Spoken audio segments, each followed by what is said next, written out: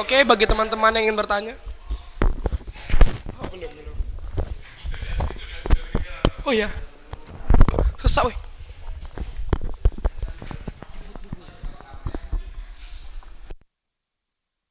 Boleh saya tahu ya, ini nama-namanya eh, siapa yang baju hitam ini siapa ya namanya? Oh, nama saya David, Pak. David ya, Ya, baik. David Nanda ya. iya Pak, ya benar. Terus Indra yang mana Indra? Yang baju biru Pak, baju biru. Oh iya, itu Indra ya. Kalau satu lagi siapa namanya? Reval Sebastian. Oh iya, Reva ya. Reva aja dipanggilnya ya. Ya Pak ya. Iya iya, baik.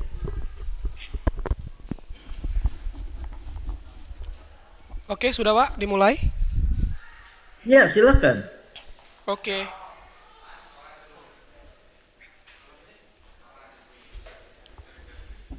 Ayo. Oh, bentar ya Pak. Lagi ngapain Ya, ininya? ya, baik.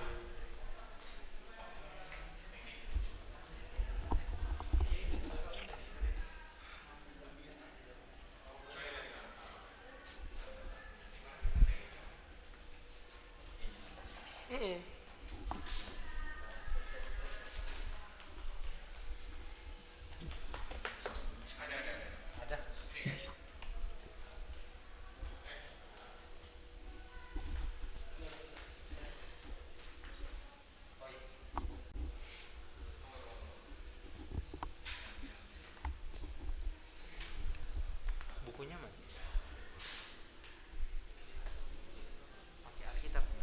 Wih, ngapain?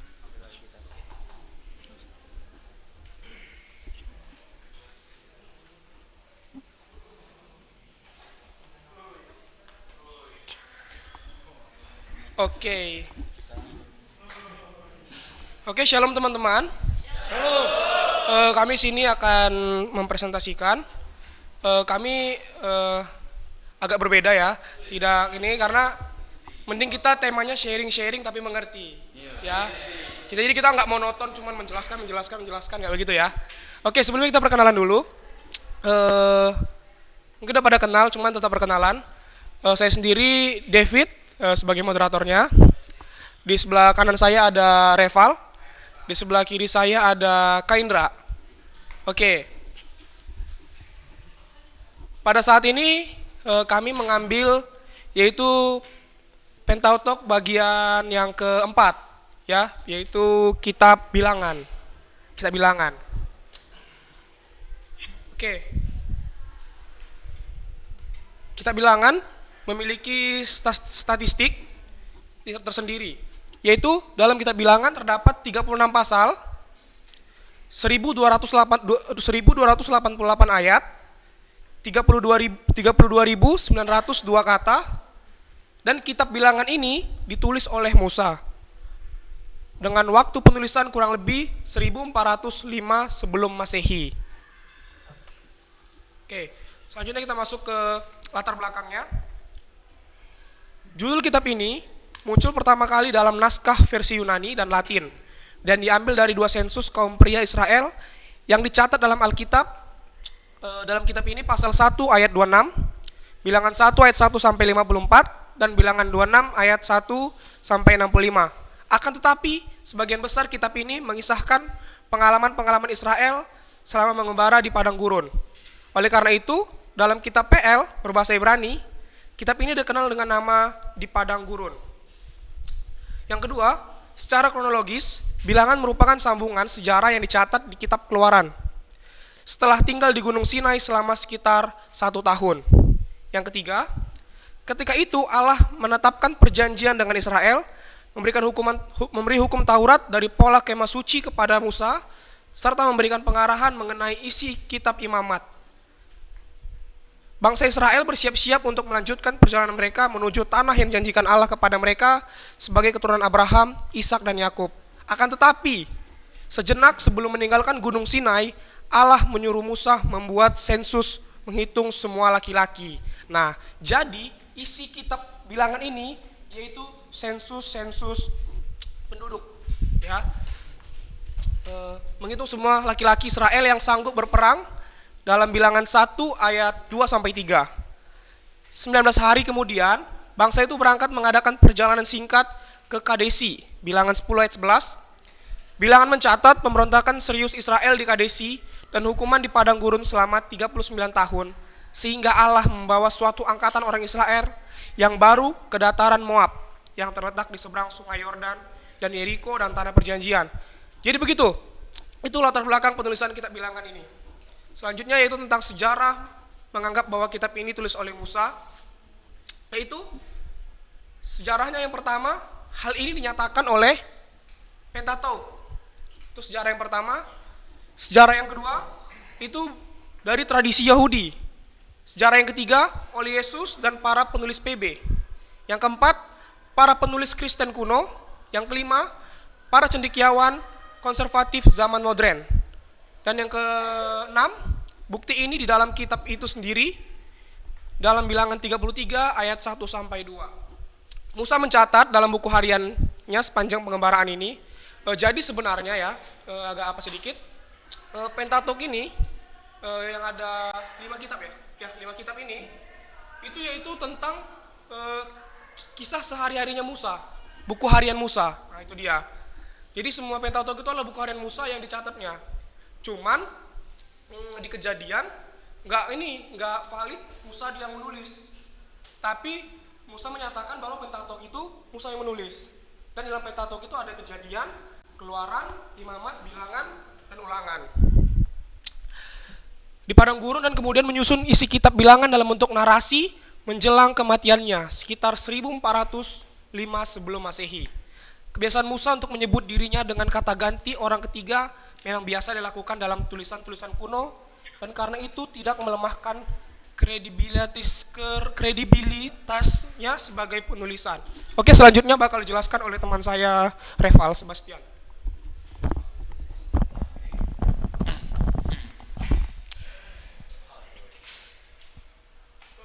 Kita masuk ke dalam pembagian. Jadi dalam kitab bilangan ini ada fakta uniknya bahwa jadi dari pasal 1 sampai pasal 14 itu kitab bilangan menceritakan tentang perjalanan dari Sinai menuju ke Kades Barnea.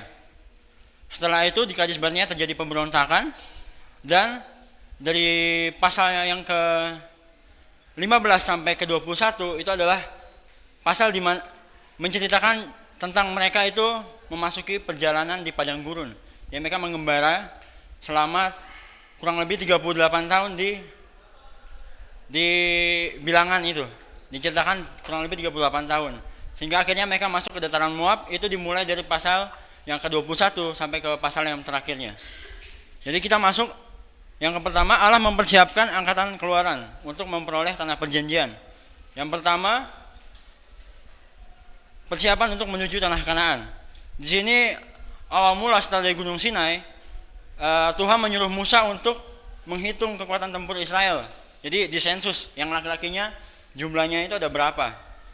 Lalu Musa diperintahkan juga untuk mengatur perkemahan. Mengatur perkemahan maksudnya itu mengatur di mana tempat suku Ruben berada, suku Lewi berada. Nanti kita akan lihat petanya seperti apa. Dan mengatur suku Lewi. Setelah itu yang kedua, yang tadi saya bilang dari pasal 15 sampai ke pasal 21, ini adalah angkatan keluaran kehilangan warisan mereka karena dosa yang ketidakpercayaannya. Jadi bangsa Israel ini selama perjalanan mereka dari Sinai ke Kades Barnea aja itu udah mengeluh. Mereka bersungut-sungut, di sini dikatakan bersungut-sungut dalam perjalanannya ke Kadesi. Terdapat dalam bilangan 10 sampai bilangan pasal yang ke-10 sampai bilangan pasal yang ke-12. Di dalam kisah ini bahkan Musa itu sebagai pemimpin mereka itu melakukan sebuah dosa. Dia tuh nggak percaya, dia mempercayakan kepemimpinannya kepada orang lain. Dan kita masuk ke dalam pemberontakan dan ketidakpercayaan di Kadesi. Jadi ada hal unik yang terjadi di Kadesi ini adalah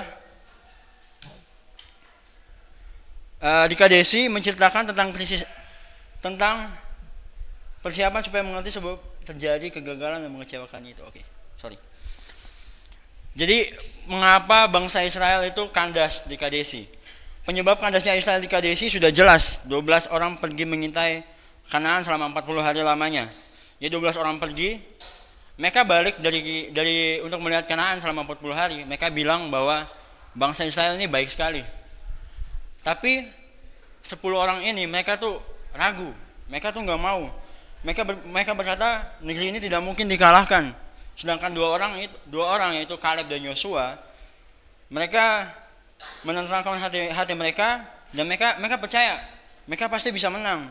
Yang mereka katakan, Tuhan menyertai kita, janganlah takut pada mereka. 10 pengintai itu melihat dengan mata tubuh, tapi Yosua dan Kaleb melihat dengan mata iman. Israel tidak percaya lalu mendurhaka, bahkan mereka meminta supaya Kaleb dan Yosua dilempari dengan batu. Terdapat di dalam ayat yang ke-41 pasal 41. Iya. Pasal 41 ayat 10. Enggak ada 41. Pemimpin yang lain lalu pulang dan juga mereka memilih pemimpin yang lain pulang untuk balik ke Mesir. Jadi mereka ini ibarat kata mereka ini udah mau nyampe. Hadis Barnea ke Israel itu dekat, gak jauh kalau dilihat di petanya. Jadi mereka ini udah mau masuk ke tanah Israel. Mereka bahkan udah kirim pengintai. Tapi mereka udah sampai di situ, disuruh. Mereka minta cari pemimpin lain untuk kita balik aja lah ke Mesir. Negeri ini negeri yang akan dianugerahkan tinggal selempar batu saja jauhnya, namun orang-orang banyak itu mendurhaka. Murka Tuhan turun. Lalu Musa bertindak selaku perantara dan doanya didengarkan Tuhan. Perkara telah diputuskan, orang-orang Israel harus menjalani pengembaraan selama 40 tahun lamanya. Jadi hal ini yang menyebabkan seperti tadi yang ditanyakan Parin, kenapa mereka harus mengembara 40 tahun lamanya gitu. Jadi karena pemberontakan inilah bangsa Israel tuh disuruh Tuhan untuk mengembara lagi selama 40 tahun. Lalu lanjut ke dosa di padang gurun. Langsung aja.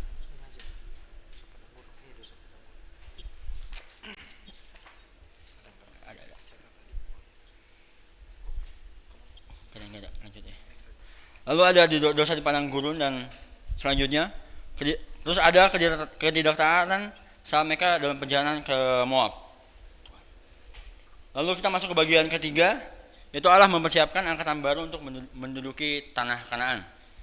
Yang pertama yang dilakukan adalah Tuhan menyuruh Musa untuk menghitung kembali. Jadi setelah mereka sampai ke dataran Moab itu, angkatan lamanya itu semua udah pada mati di padang gurun. Selama 40 tahun itu mereka udah mati semua. Dan tinggal angkatan baru. Lalu Tuhan memberikan arahan-arahan lagi kepada umat Israel yang terdapat dalam Bilangan pasal 27 sampai Bilangan pasal 30. Lalu ada juga bangsa Israel mengalahkan bangsa Midian. Setelah di dalam Bilangan pasal 31 ada juga bangsa Israel mereka sampai di jalan sebelah timur Sungai Yordan. Nah, di situ suku Ruben, Gad dan Manasye meminta untuk mereka tuh pengen punya tanah pusaka tuh di situ. Terus di pasal yang ke-33 dijelaskan kembali bahwa di recap lagi perjalanan mereka tuh mulai dari Mesir sampai ke dataran Moab. Jadi melalui padang gurun itu dan sebagainya. Terus di sini juga bangsa Israel dikuatkan dengan janji-janji kemenangan atas Kanaan gitu. Jadi mereka dikuatkan kembali. Di sini ada tanda-tanda yang fakta-fakta keren bahwa mereka tuh mulai didengarkan Tuhan. Mereka mulai didengarkan Tuhan. Bahkan sebelumnya di padang gurun tuh Tuhan sampai berkata kepada bangsa Israel, tetapi Tuhan tidak mendengarkan tangisanmu dan tidak memberi telinga kepadamu. Tetapi di sini Tuhan mulai mendengarkan lagi bangsa Israel saat mereka mulai masuk ke dataran Moab. Dan fakta kedua adalah Israel mulai memperoleh banyak kemenangan. Terus lanjut. Slide. Ya, ini adalah bukti atau sensus yang ada di dalam kitab Bilangan. Kita melihat di sini angkanya nggak berubah pesat. Jadi mereka ada beberapa suku yang bertambah banyak, ada beberapa suku yang juga yang berkurang. Dan di sini kita bisa melihat bahwa ada suku Simeon yang turun sekitar 63%. Hal itu terjadi karena dosa mereka yang mereka lakukan, karena ketidaktaatan mereka, sehingga mereka terkena penyakit sampar, sehingga banyak yang binasa dari suku Simeon. Next. Nah, ini yang tadi saya mention bahwa Tuhan memerintahkan di dalam kitab Bilangan, Tuhan memerintahkan bangsa Israel untuk diatur perkemahannya. Jadi yang di sebelah kiri itu, yang sebelah kiri adalah susunan dari kemah yang disuruh Tuhan di dalam kitab Bilangan, di mana kemah pertemuan ada di tengah, lalu ada suku Kehat di sebelahnya paling dekat dengan kemah itu ada suku Lewi, lalu dilanjutkan dengan suku-suku Israel yang lain. Dan yang di sebelah kanan saya adalah susunan dari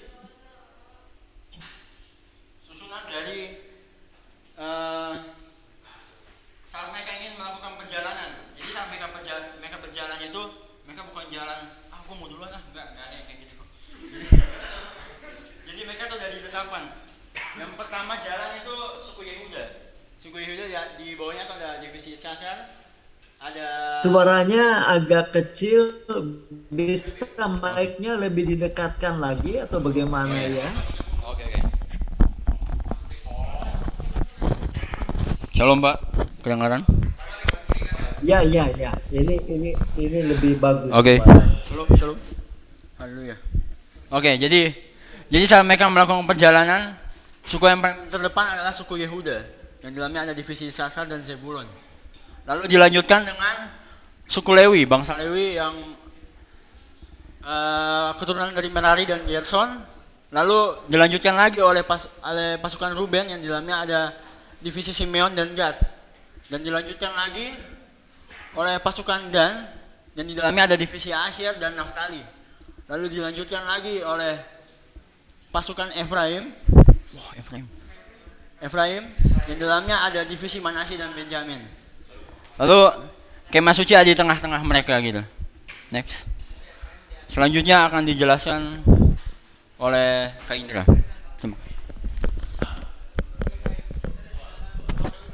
Ya, baik.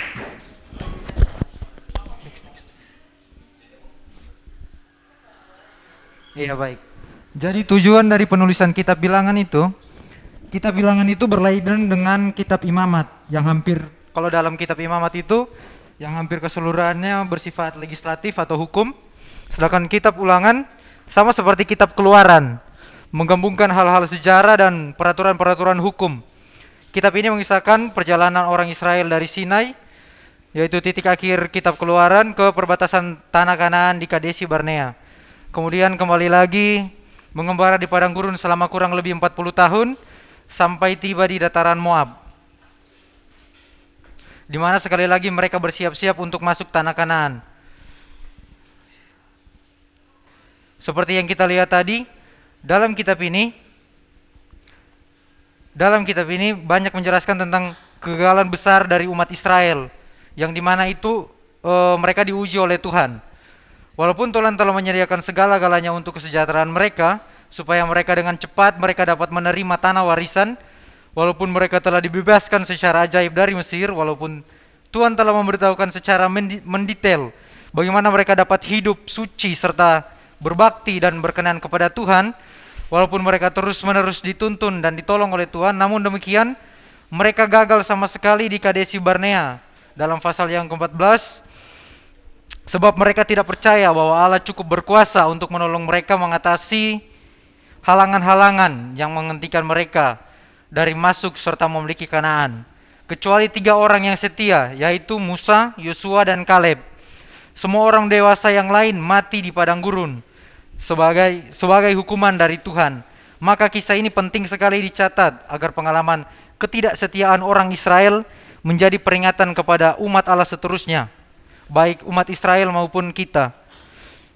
Terdapat juga dalam 1 Korintus 10 ayat 1 sampai 13 dan juga dalam Ibrani 3 ayat 12 sampai 19. Ya, next. Bilangan juga ditulis untuk mengisahkan mengapa Israel tidak langsung masuk ke tanah perjanjian setelah meninggalkan Gunung Sinai. Bilangan menggambarkan tuntutan Allah akan iman dari umatnya, balasan dari hukumannya atas pemberontakan, dan bagaimana maksudnya yang berkelanjutan itu akhirnya diwujudkan. Kitab Bilangan menuturkan cerita tentang perjalanan Israel dari Gunung Sinai ke dataran Moab di perbatasan Kanaan. Salah satu pelajaran penting yang diajarkan bahwa umat Allah mesti berjalan dengan iman, mempercayai janji-janjinya jika mereka berniat untuk melanjutkan dengan berhasil.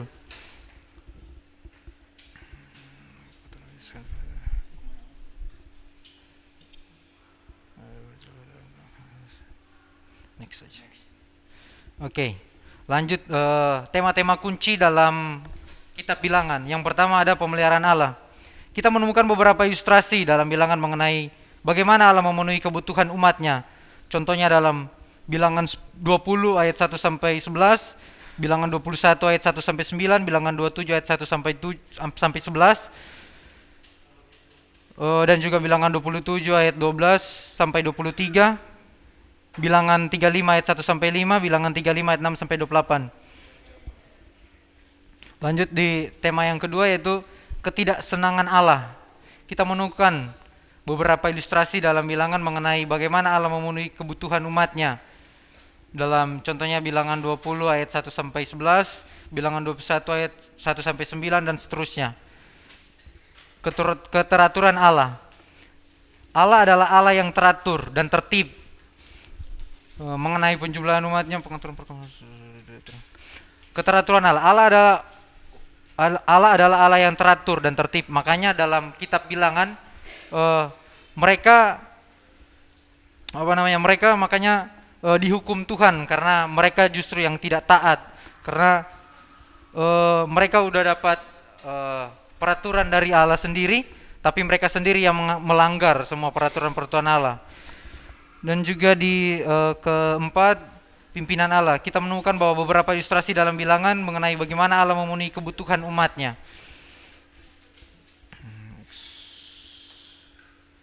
Survei kitab Bilangan. Amanat utama Bilangan jelas. Umat Allah maju terus hanya dengan mempercayai Dia dan janji-janjinya, dan dengan menataati sabdanya. Sekalipun melewati padang gurun, perlu ada waktu tertentu. Bukanlah maksud Allah semula bahwa ujian padang gurun diperpanjang sehingga satu angkatan orang Israel hidup dan mati di situ. Akan tetapi, perjalanan singkat dari Gunung Sinai ke Kadesi menjadi penderitaan dan hukuman selama 39 tahun karena ketidakpercayaan mereka. Sepanjang sebagian besar kitab Bilangan angkatan Keluaran, Israel tidak beriman, memberontak, dan tidak berterima kasih atas mujizat-mujizat dan pemeliharaan Allah. Untuk itu, umat itu mulai bersungut-sungut segera setelah meninggalkan Gunung Sinai. Dalam pasal 11, Bilangan pasal 11 ayat 1 sampai 35, Miriam dan Harun menentang Musa.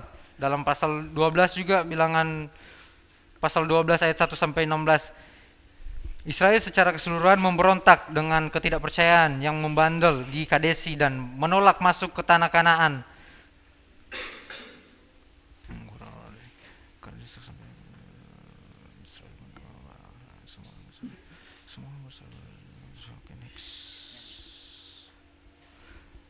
Oke, masuk ke 6 ciri utama yang menandai bahwa itu kitab Bilangan. Yang pertama, Bilangan merupakan kitab penggambaran di padang gurun yang menyatakan dengan jelas mengapa Israel tidak segera menduduki tanah perjanjian setelah meninggalkan Gunung Sinai, tetapi sebaliknya harus mengembara tanpa tujuan selama 39 tahun lebih. Yang kedua, Bilangan merupakan kitab keluhan dan berkali-kali mencatat keluhan ketidakpuasan dan keluhan pahit orang Israel terhadap Allah dan perlakuannya terhadap mereka. Yang ketiga, kitab ini menunjukkan prinsip bahwa tanpa iman tidak mungkin kita berkenan kepada Allah. Sepanjang kitab ini kita dapat melihat bahwa umat Allah bergerak maju hanya karena mempercayainya dengan iman yang kokoh, mempercayai janji-janjinya dan bersandar kepadanya sebagai sumber hidup dan pengharapan mereka. Yang keempat, Bilangan dengan jelas sekali menyatakan prinsip bahwa jikalau satu angkatan gagal, Allah akan membangkitkan angkatan lain untuk memenuhi janji-janjinya dan melaksanakan misinya. Yang kelima, sensus sebelum Kadesi dalam pasal 1 sampai 4, bilangan 1 sampai 4, dan sensus kemudian di dataran Moab sebelum memasuki Kanaan, yang menyatakan bahwa bukan kekuatan yang tidak memadai dari tentara Israel yang membuat mereka tidak bisa masuk Kanaan di Kadesi, tetapi kekurangan iman dan ketidaktaatan mereka. Dan yang keenam, bilangan merupakan kitab disiplin ilahi yang menunjukkan bahwa Allah memang mendisiplinkan dan menghukum umatnya sendiri ketika mereka terus mengeluh dan tidak percaya.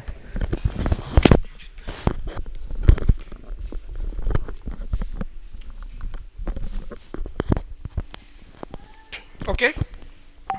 Selanjutnya tentang penggenapan dalam perjanjian baru. Keluhan dan ketidakpercayaan Israel disebut sebagai peringatan bagi orang percaya di bawah perjanjian yang baru. Terdapat dalam 1 Korintus 10 ayat 5 sampai 11, Ibrani 3 ayat 16 sampai Ibrani 3 ayat 16 dan Ibrani 4 ayat 6. Hebatnya dosa Bileam, pasal 22 ayat 24, bilangan 22 ayat 1 sampai 24, dan pemberontakan Korah dalam pasal 16 juga disebutkan dalam 2 Petrus 2 ayat 15. Yesus mengacu kepada ular tembaga sebagai ilustrasi dari dirinya yang diangkat sehingga mereka yang percaya kepadanya tidak binasa, melainkan memperoleh hidup yang kekal. Juga Kristus dibandingkan dengan batu karang di mana orang Israel minum di padang gurun, dan dengan mana surgawi yang mereka makan. Oke, sekian presentasi kami. Dibuka sesi tanya jawab.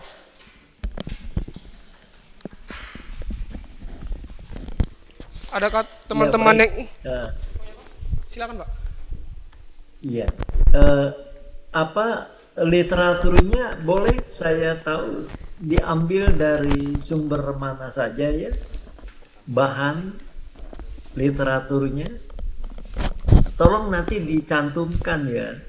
Dan nanti materi ini tolong di-emailkan ke saya ya. Iya, Pak.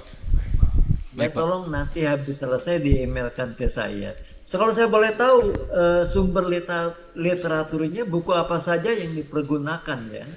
Yang pertama dari buku Menggali Isi Alkitab 1 dari Jesse Low Baxter. Dan yang kedua itu dari buku Pengenalan Perjanjian Lama dari Dennis Green, Pak. Dan juga dari aplikasi Alkipedia. Yang ketiga apa? Dari apa? Dari Alkipedia, Pak. Wikipedia. Alkipedia, aplikasi Alkitapedia, Pak. Ya. Ya, baik. Ya, saya kira pembahasannya saya senang sudah cukup lengkap, cukup komprehensif ya, dan sudah dicoba dipersiapkan dengan cukup baik ya.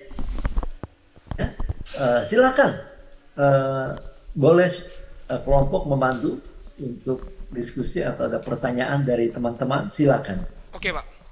Oke, sekian presentasi kami. Kami akan membuka sesi tanya jawab. Apakah teman-teman ada yang ingin bertanya?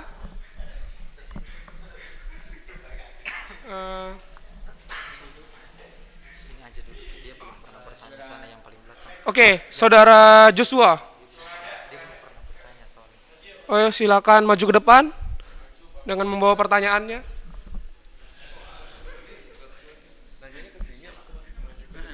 Ke kamera, kami jawab. Mau nanya nih, tes.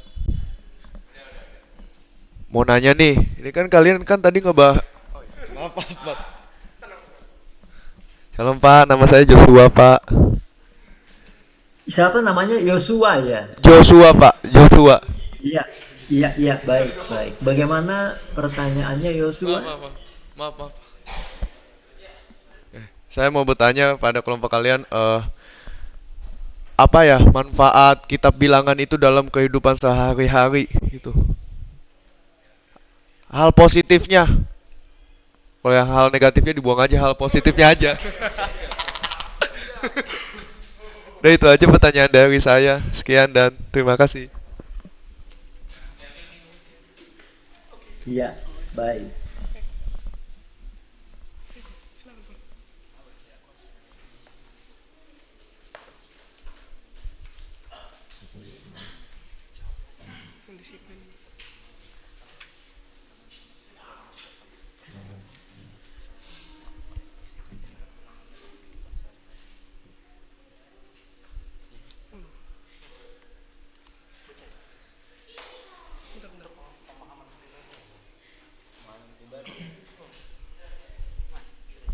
Oh, jawab. Silakan.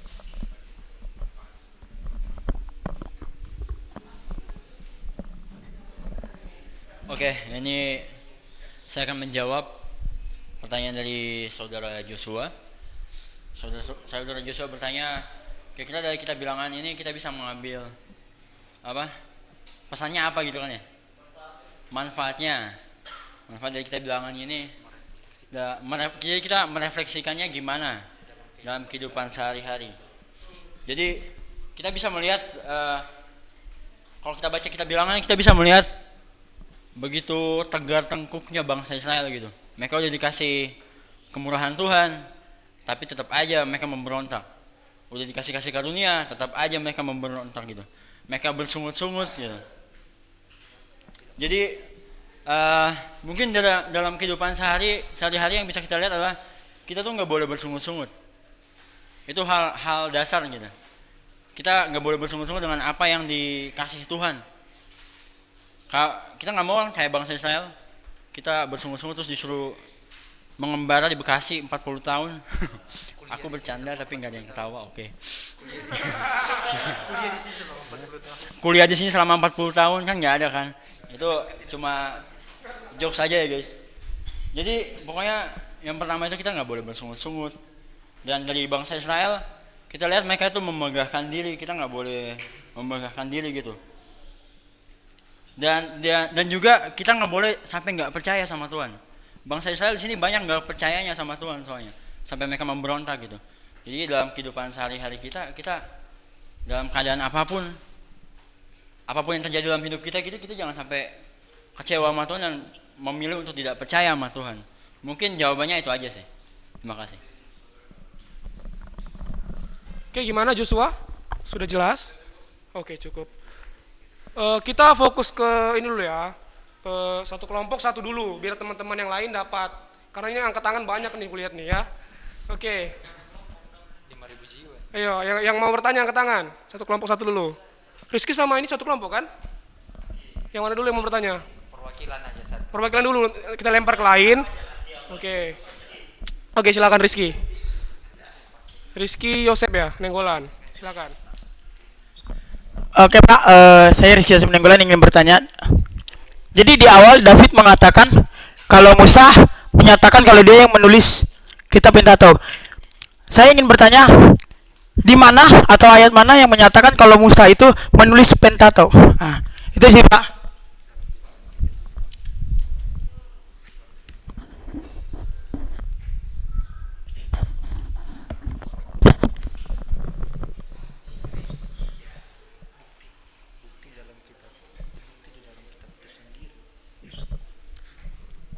Oke.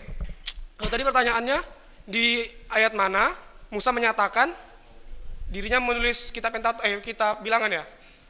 Oke, bukti dalam kitab itu sendiri dalam Bilangan 33 ayat 1 sampai 2 saya bacakan. Inilah tempat-tempat persinggahan orang Israel setelah mereka keluar dari tanah Mesir, pasukan demi pasukan di bawah pimpinan Musa dan Harun.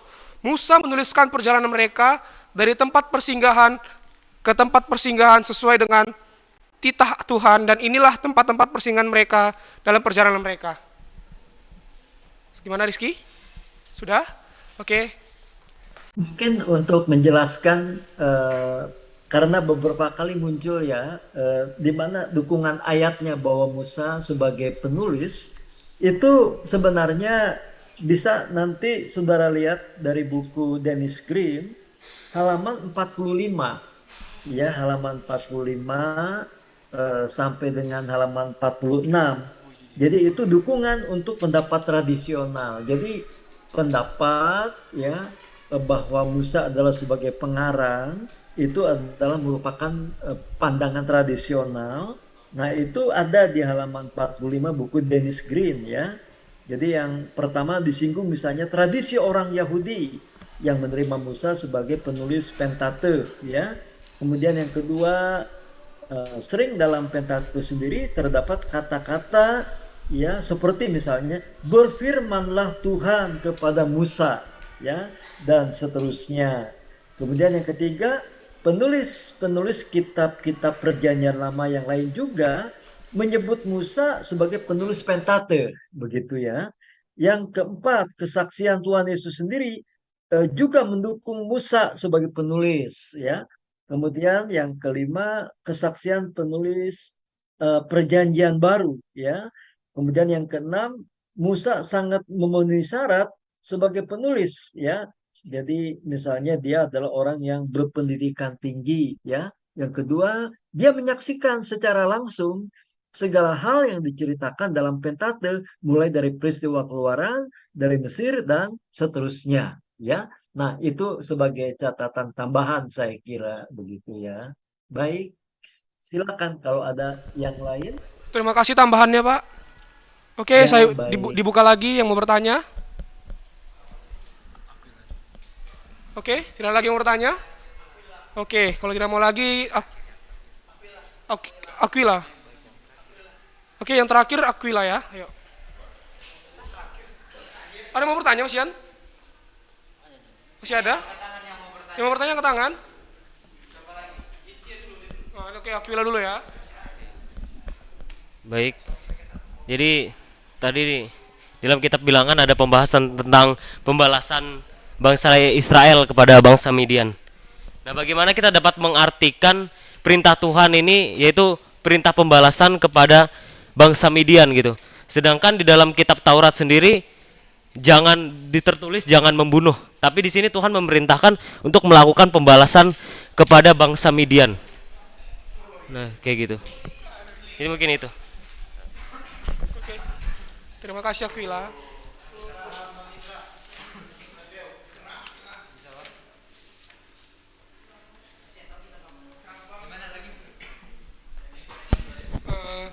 Terjadi ini tadi.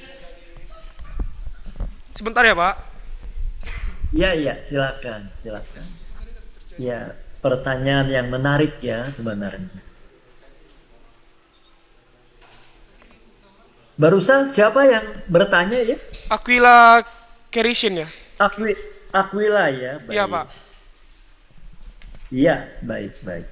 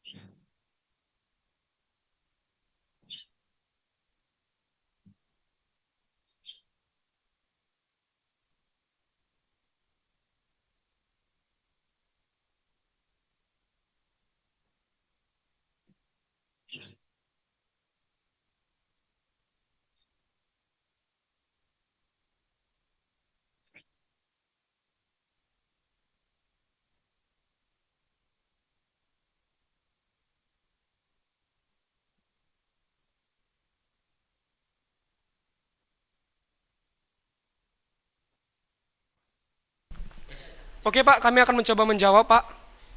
Baik, silakan, Yang akan silakan. dijawab oleh teman saya Reval, Pak.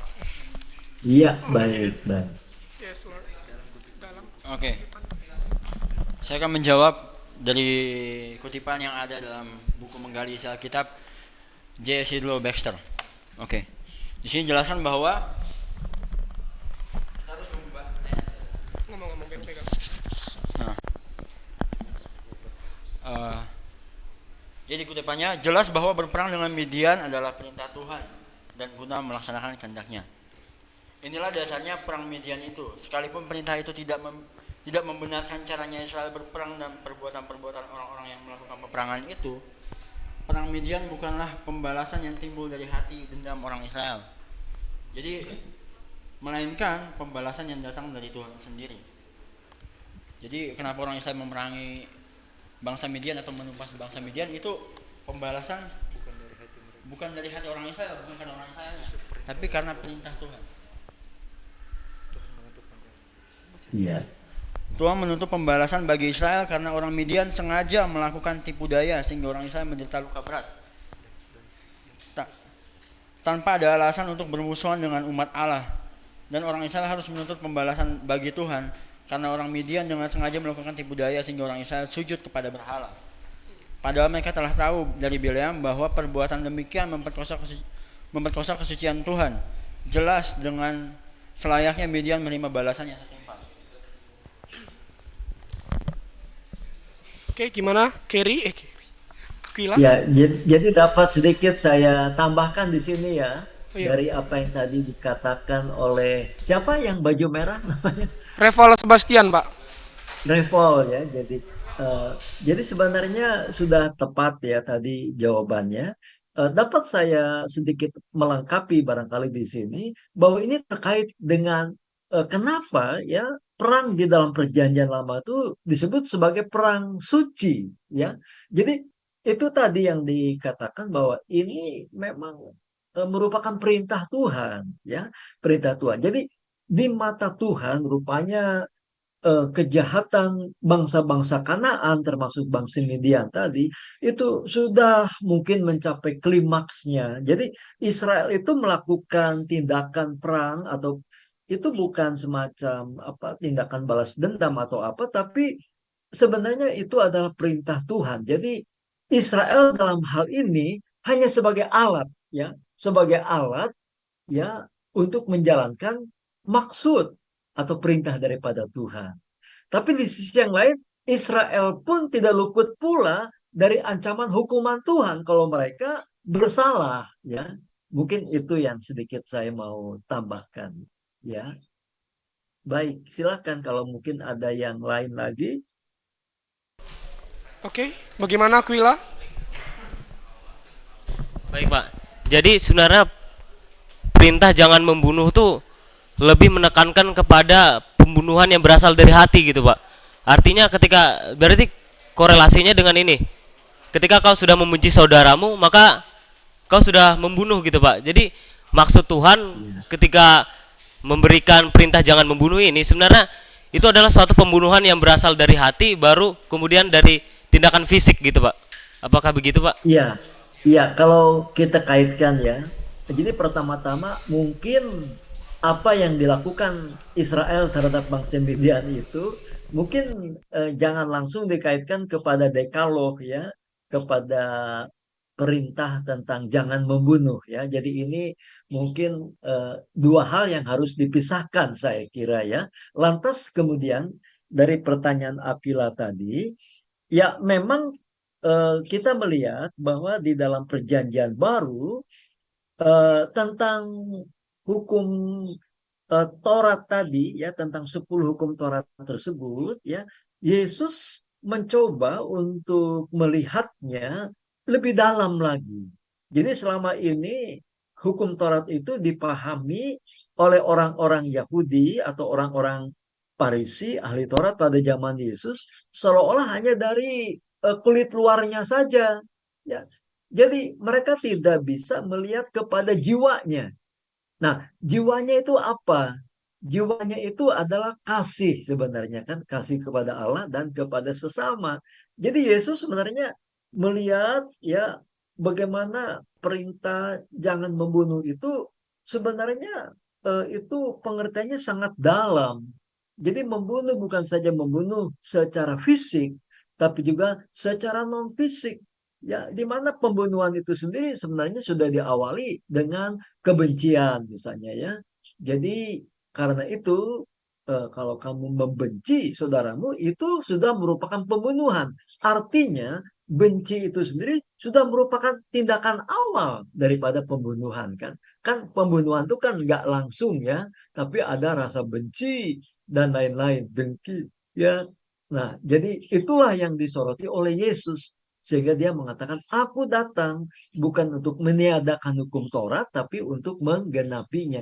Menggenapi itu dalam pengertian, ya Yesus mengembalikan fungsi yang terdalam daripada hukum Taurat itu sendiri, yaitu kasih. Kasih kepada Allah dan kepada sesama.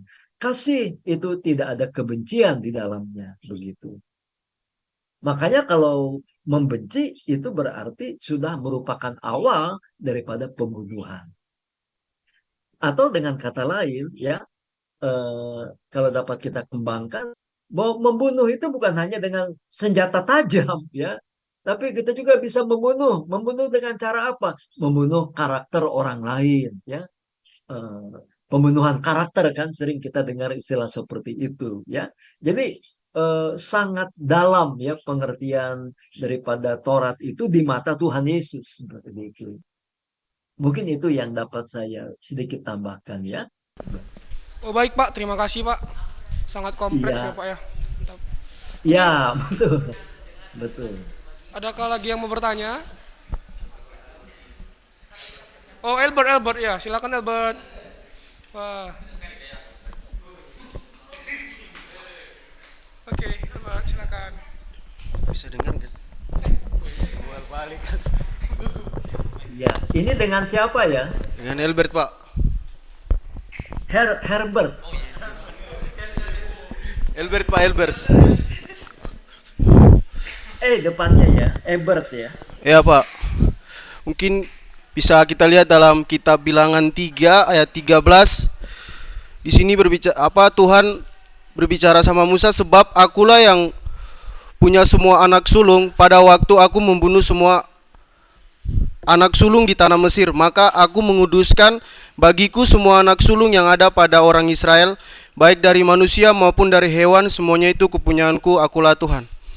Yang saya mau bertanya di sini Pak, mengapa Tuhan membunuh anak sulung bangsa Mesir, namun menjadikan anak sulung bangsa Israel miliknya? Kalau kita lihat dalam teks yang pertama, sebab akulah yang punya semua anak sulung. Tetapi di sini mengapa Tuhan membunuh anak sulung bangsa Mesir, namun menjadikan anak sulung bangsa Israel miliknya? Itu aja Pak. Ya, boleh silakan dijawab oleh kelompok dulu ya, silakan. Sebentar ya Pak. Cari Ya, referensi dulu. silakan. Baik, baik.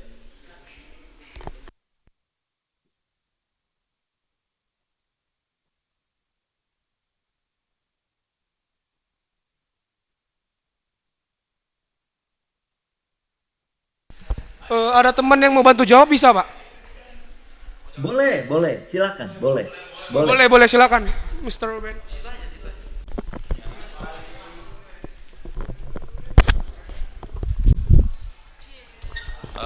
Halo Pak, nama saya Ruben. Ya, Ruben ya. Mungkin dari tadi kan ada yang bertanya soal kenapa anak sulung yang dibunuh dari mulai keluaran ya kan? Betul. Siapa tadi yang Aquila nggak salah yang pertama? Tadi ada Rizky sama Albert. Kenapa anak sulung? Jadi kalau kita boleh ambil sejarahnya dulu. Jadi di Timur Tengah kebanyakan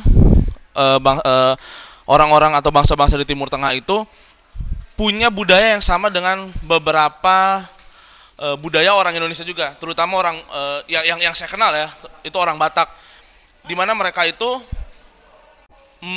dalam tanda kutip mengagungkan anak laki-laki.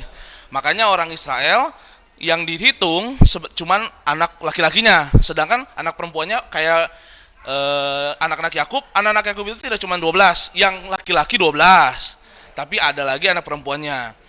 Nah, apa sih maksudnya anak laki-laki?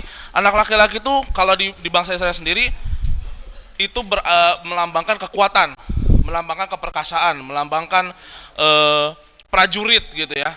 Nah, seringkali kita berpikir apalagi di Mesir gitu ya. Di Mesir juga memiliki budaya yang mirip. Karena kebanyakan semua anak-anak laki-laki yang ada di Mesir setelah lahir langsung dilatih. Langsung dilatih untuk menjadi dalam tanda kutip prajurit, ya kan? Kalau nggak jadi bangsawan jadi prajurit. Nah, itu juga itu yang Tuhan pakai untuk menyatakan kekuasaannya. Jadi ketika Allah membunuh anak-anak laki-laki sulung, terutama yang sulung, itu Allah sedang memberikan sebuah pesan bahwa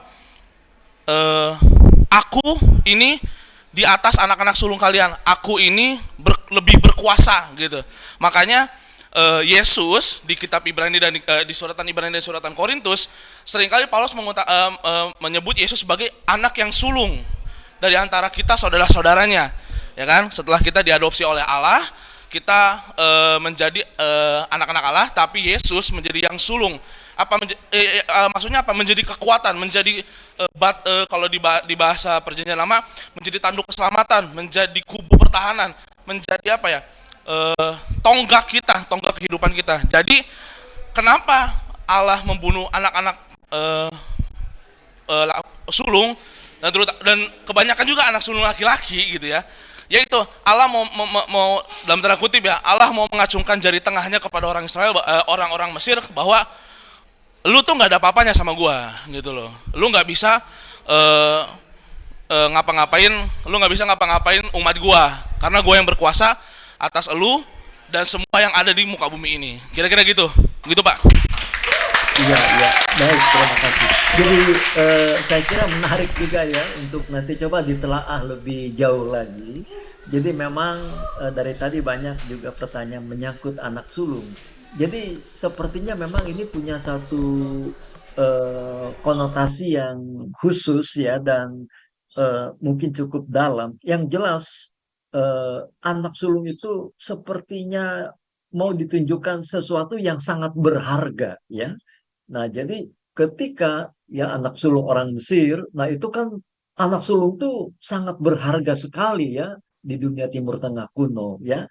Jadi Israel juga disebut anak sulung dalam pengertian bahwa Israel ini adalah sesuatu yang sangat berharga di mata Tuhan. Sampai di dalam Perjanjian Lama kan disebutkan juga bahwa Israel itu harta kesayangan Tuhan ya.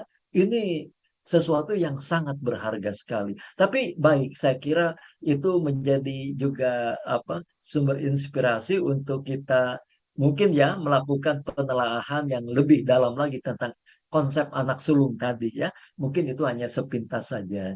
Ya, baik ya. Ternyata waktu kita sudah mau habis ini ya. Iya Pak. Ya, mungkin kalau masih ada pertanyaan-pertanyaan, ya nanti bisa dilanjutkan saja pada minggu depan. Tapi saya senang dengan presentasi yang disampaikan ini Terima karena kasih, Pak. dipersiapkan dengan cukup baik dan juga yang mampu memberikan jawaban-jawaban yang jujur dan juga serius ya. Ya, semoga ya terus ditingkatkan lagi ya. Amin. Dan ini menjadi juga contoh buat nanti yang lain supaya begitulah ya. Baik, Tuhan memberkati ya saudara-saudara bertiga ya. Tadi David, kemudian Indra dengan Reval ya. Tuhan memberkati. Saya kira nanti salah satu dari 3 pembicara kita ini tutup dalam doa langsung ya. Silakan, siapa yang mau berdoa? Oke, terima kasih ya teman-teman atas perhatiannya dan atas pertanyaannya yang cukup mantap untuk hari ini. Sangat mantap ya. Oke, kita telah sampai di ujung mata kuliah kita tentang PLU. Kita akan menutupnya. Sebelum itu kita mari berdoa dulu. Mari teman-teman fokuskan hatinya, kita berdoa. Terima kasih Bapa dalam kerajaan sorga, pada hari yang indah ini Tuhan, kami telah selesai Tuhan melakukan Tuhan pembelajaran kami Tuhan, mulai dari pemaparan dari dosen kami sampai pada saat akhirnya kami melaksanakan presentasi. Semua berjalan dengan baik Bapa. Kami percaya itu semua bukan kekuatan kami, melainkan karena kasih karunia Tuhan yang terus mengikuti kami Tuhan. Sebentar Tuhan kami akan menutup ibadah kami, kiranya Engkau berkati kami Tuhan. Walaupun kami akan pergantian mata kuliah Tuhan, tapi kami percaya Tuhan firman-Mu tetap melekat dalam hati dan pikiran kami Tuhan. Ini doa kami kepadamu Tuhan, berkati dosen kami yang selalu Tuhan setia mengajar kami, membimbing kami Tuhan. Kiranya berkat daripada Tuhan Kau limpahkan kepada Bapak ini Tuhan. Ucap syukur Bapak, hanya di dalam nama Yesus, haleluya, amin. Terima kasih buat doanya dan selamat siang saudara-saudara. Jangan lupa di-emailkan ke saya ya materinya ya, David. Selamat siang, Tuhan memberkati kita semua ya. Sampai jumpa lagi pada minggu yang akan datang ya. Baik.